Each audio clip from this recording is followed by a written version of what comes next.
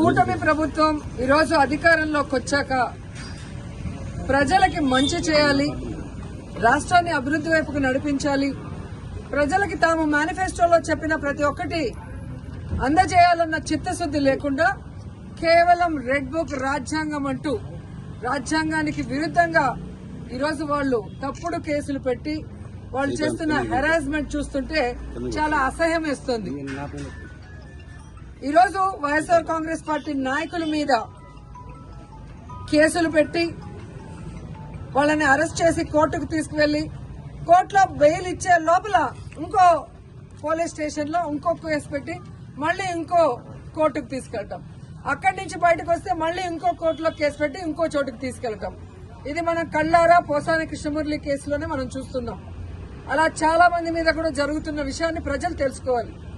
ఎందుకంటే supreme court clear గా మార్గదర్శకాలు ఇవ్వడం జరిగింది.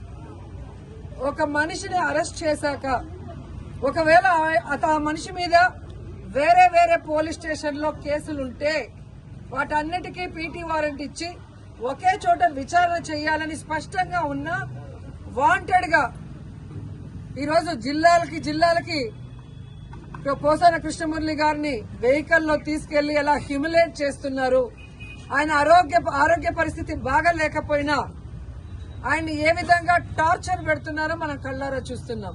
అంటే సుప్రీంకోర్టు ఇచ్చిన మార్గదర్శకాలకు కూడా తిలోదకాలు ఇచ్చి ఈరోజు అధికార పార్టీ వాళ్ళు చెప్పినట్టుగా అధికారులు నడుచుకోవడం చాలా దురదృష్టకరం.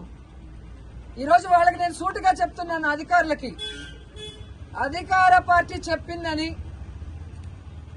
మీరు ఈ విధంగా సుప్రీంకోర్టు మార్గదర్శకాలకి తిలోదకాలు ఇస్తే ఈ రోజు మా పార్టీ నాయకులు ఇబ్బందులు పడొచ్చు, కానీ భవిష్యత్తులో రాబోయేది వైఎస్ఆర్ కాంగ్రెస్ పార్టీ. జగన్మోహన్ రెడ్డి గారు ముఖ్యమంత్రి అయిన తర్వాత నిబంధనలకు విరుద్ధంగా పనిచేసిన అధికారులని, మా వాళ్ళని ఎక్కువ రోజులు జైల్లో పెట్టాలని తప్పుడు కేసులు పెట్టి అధికారులని మిస్యూజ్ చేస్తున్న కూటమి ప్రభుత్వ నాయకుల్ని ఎవరిని వదిలిపెట్టము, న్యాయబద్దంగా అందరినీ కూడా శిక్షిస్తామని కూడా వాళ్ళకి ఘంటాపదంగా చెప్తున్నాను. ముఖ్యంగా అధికారులు తెలుసుకోవాల్సిన విషయం, 9 నెలల్లోనే ఈ కూటమి ప్రభుత్వం చేతగాని ప్రభుత్వం, చెత్త ప్రభుత్వం, ప్రజల్ని ముంచే ప్రభుత్వం అని తెలుసుకున్నారు కాబట్టే ఈరోజు ఉత్తరాంధ్రలో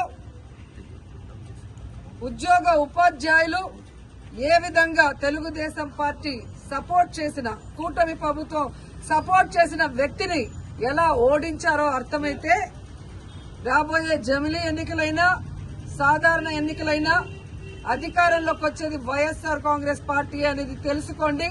ఇకనైనా అధికారులు మీరు ఏదైతే న్యాయబద్దంగా చేయాలో అలా చేయాలి, అంతేగాని మీరు మితిమీరిన ఉత్సాహంతో చేస్తే మాత్రం చాలా బాధపడే రోజులు వస్తాయని కూడా తెలియజేసుకుంటున్నాను. అండ్ ఈరోజు ప్రెస్ ద్వారా ఈ రాష్ట్ర ప్రజలకి చెప్పాలనుకుంటున్నాను, అలాగే కూటమి ప్రభుత్వానికి కూడా చెప్పాలనుకుంటున్నా. కూటమి ప్రభుత్వం అధికారంలోకి వచ్చిన తర్వాత తప్పుడు కేసులతో హెరాస్మెంట్ చేయటమే కాకుండా ఈరోజు రాష్ట్రంలో మద్యం బెల్ట్ షాపులు ఏ విధంగా వీధికి పెట్టి విచ్చలవిడిగా మద్యాన్ని అమ్ముతూ ఈరోజు ఆడపిల్లల మీద అఘాయిత్యాలు పెరిగే విధంగా చేస్తున్నారో మీరందరూ కూడా కళ్ళారా గమనించండి. అలాగే ఈరోజు ఈ కూటమి ప్రభుత్వం అధికారంలోకి వచ్చిన తర్వాత ఈ ఆంధ్రప్రదేశ్ రాష్ట్రం గంజాయికి ఎలా అడ్డాగా మారిందో మీ అందరూ కూడా కళ్ళారా చూస్తున్నారు. ఈరోజు డ్రగ్స్ కూడా చంద్రబాబు నాయుడు నివాసం ఉంటున్న గుంటూరులో డ్రగ్స్ విచ్చలవిడిగా దొరుకుతున్నాయని అన్ని పేపర్లో మీరు చూస్తున్నారు. అంటే ఈ ప్రభుత్వం, ఈ ముఖ్యమంత్రి సిగ్గుపడాలని కూడా ఈ సందర్భంగా తెలియజేసుకుంటున్నాను. ముఖ్యంగా పుత్తూరులో ఎడ్యుకేషనల్ హబ్,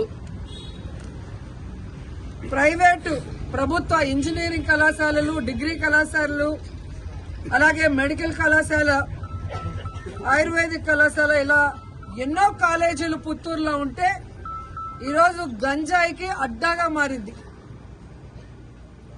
గతంలో కూడా తెలుగు యువత హరి అనే అబ్బాయి ఈ విధంగా విచ్చలవిడిగా గంజాయి అమ్ముతూ దొరికిన దాఖలాలు పుత్తూరులో మీకు కనిపించాయి. అదే వ్యక్తి వైజాగ్ లో దొరికాడు 28 కిలోలతో, అది కూడా మీరు గమనించారు. ఆ రోజుల్లో మేము పోలీసు వాళ్ళని ఇలాంటివి జరగకుండా తప్పు పనులు చేసే వాళ్ళని తరిమి కొట్టాం. కానీ ఈ రోజు ఎమ్మెల్యేనని చెప్పుకునే వ్యక్తి ఆడికి అమావాస్యకి ఒక రోజు కాన్స్టిట్యున్సీకి వస్తున్నాడే తప్ప గంజాయికి అడ్డాగా మారిన పుత్తూరుని నగిరిని కాపాడటానికి ఏ రోజు ఆయన నాయకులు పని చేయలేదు. ఈరోజు ఎంతో నమ్మకంతో తల్లిదండ్రులు తమ పిల్లల్ని పుత్తూరు నగిరి కాలేజీలకు పంపిస్తే వాళ్ళు అక్కడ హాస్టల్లో ఉండి చదువుకుంటున్న వాళ్ళకి గంజాయి డ్రగ్స్ అందుబాటులో తీసుకొచ్చి ఆ పిల్లల జీవితాలు నాశనం చేస్తుంటే ఆ ఎమ్మెల్యే పట్టించుకోవట్లేదు, అధికారులు పట్టించుకోకపోవడం దురదృష్టకరం. ఎందుకంటే మొన్ననే నగిరి రూరల్ ఎంకొత్తూరు హై స్కూల్లో పిల్లలు గంజాయి తాగి హెడ్ మాస్టర్ కాలర్ పట్టుకోవడం, ఆడపిల్లల్ని గిచ్చి ఏడిపించడం, టీచర్లని బూతులు తిట్టారని పెద్ద ధర్నా జరిగిన విషయం కూడా మీరందరూ కూడా గమనించుంటారు. సో ఈ విధంగా తెలుగుదేశం పార్టీ అధికారంలోకి వచ్చాక నేరస్తులకి ధైర్యం వచ్చింది.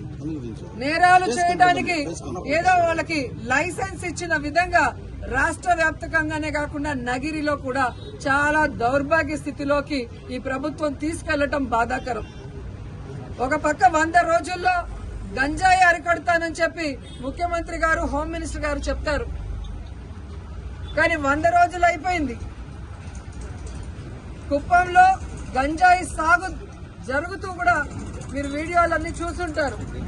మరి ఒక పంట పండాలి అంటే ఈ రోజు ఇత్తనం వేస్తే రేపు రాదు కదా. మరి అంత సాగు జరుగుతూ ఉంటే ముఖ్యమంత్రి సొంత కాన్స్టిట్యున్సీలో చంద్రబాబు నాయుడు గారు నిద్రపోతున్నారు.